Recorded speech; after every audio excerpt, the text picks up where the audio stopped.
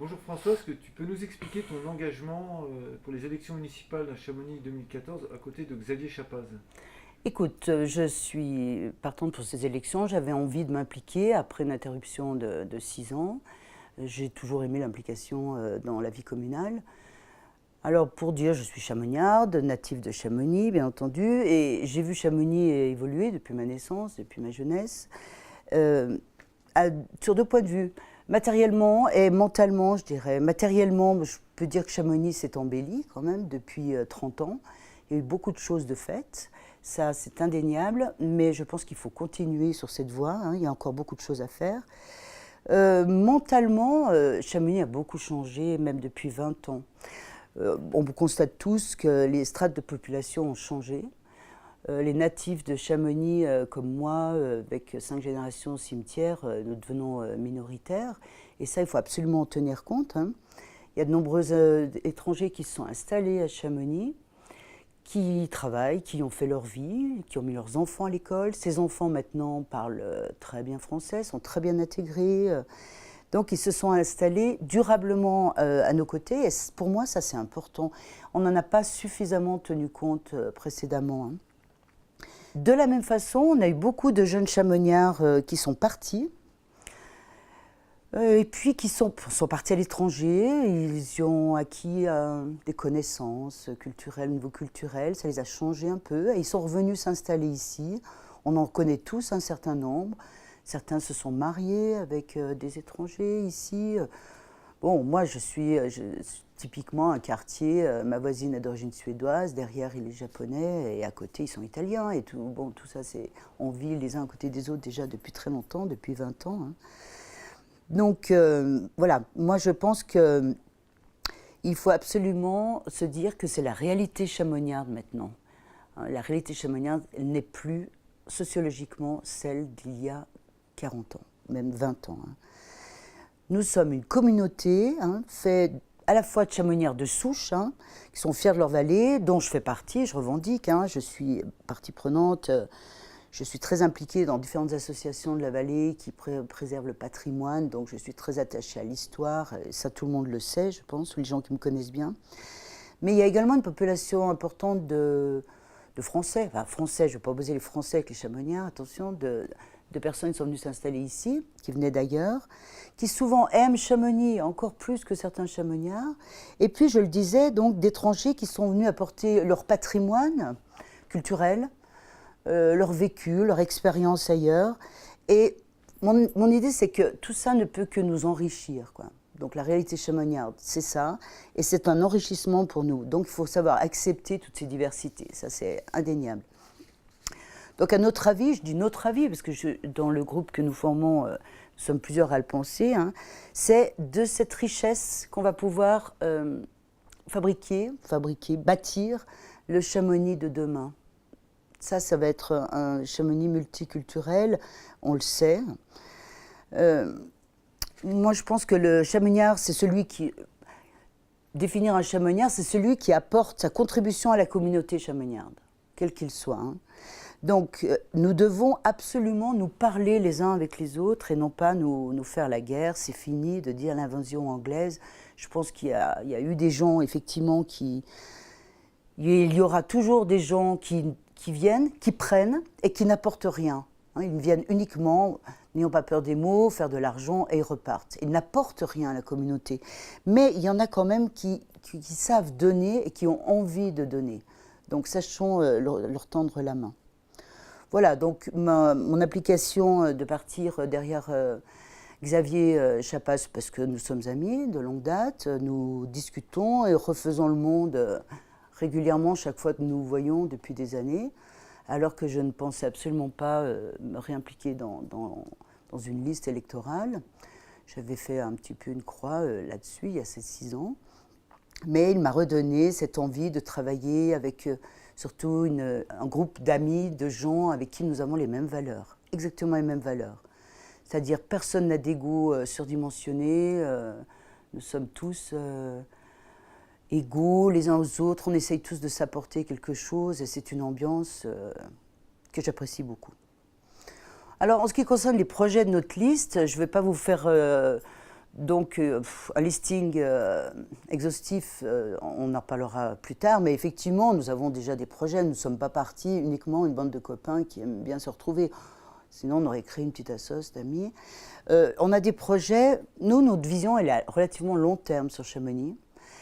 En fait, en 2 mots, vous savez qu'on a un problème de dette assez important sur Chamonix. Donc, nous pensons qu'il ne faut pas avoir des projets démesurés qui vont endetter encore Chamonix pendant 20-30 ans.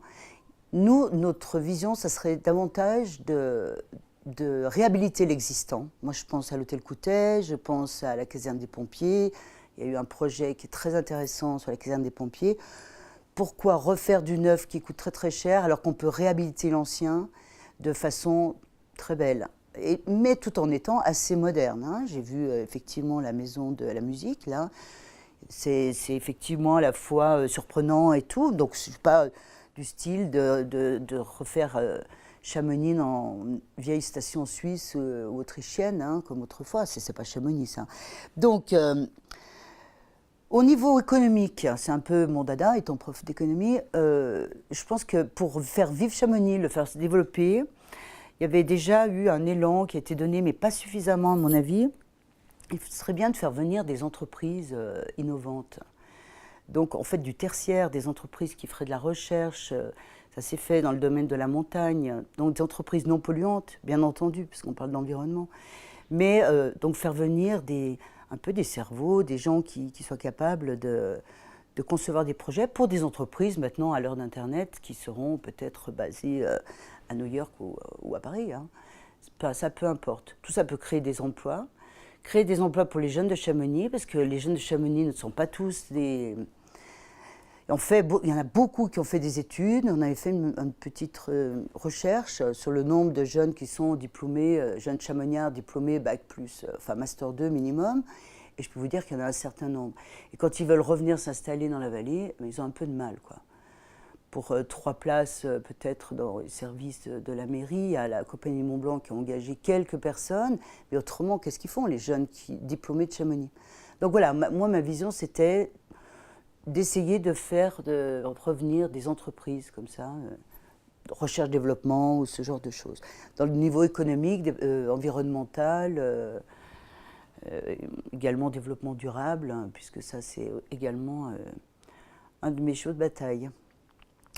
Donc ça nous crée des emplois dans le tertiaire et parallèlement, alors bien entendu, attirer des gens, tout le monde va dire oui, mais il n'y a pas de logement. Donc le logement reste et restera un cheval de bataille pour toutes les municipalités, à mon avis, dans les dizaines d'années qui suivent, hein, parce que le logement reste un problème important. Les jeunes de Chamonix, obligés de vendre tellement les impôts... les frais de succession sont élevés et vont s'installer de plus en plus loin.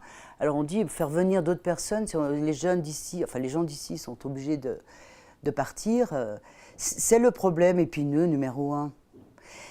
L'autre vision, je dirais, je ne vais pas donner des projets, là j'ai donné quelques projets concrets, mais l'autre vision aussi pour nous, puisqu'on a un problème de dette importante, il faut absolument régler les problèmes des chamoniards au quotidien.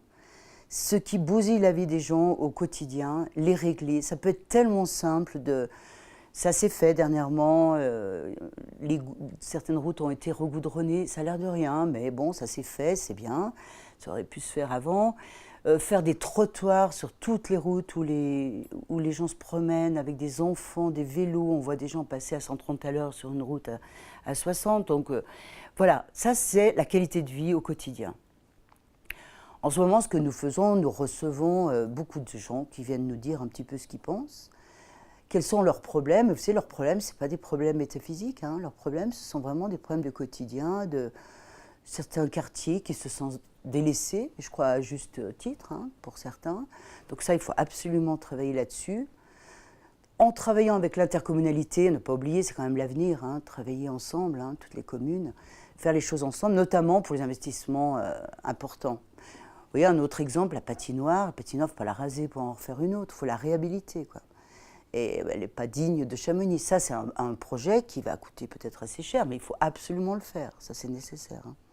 Voilà, c'est ce type de projet Donc pour ce faire, pour interpeller les gens, depuis quelques mois, nous avons organisé des réunions dans le cadre d'une association que nous avons créée, en faisant venir des intervenants qui, je le précise, ne sont pas membres de notre liste. Hein. On a demandé à des experts un peu de venir. Bon, Xavier Chantelot nous a exposé l'intercommunalité. Alors Xavier, bien entendu, il était aux ouches, il ne va pas se présenter avec nous.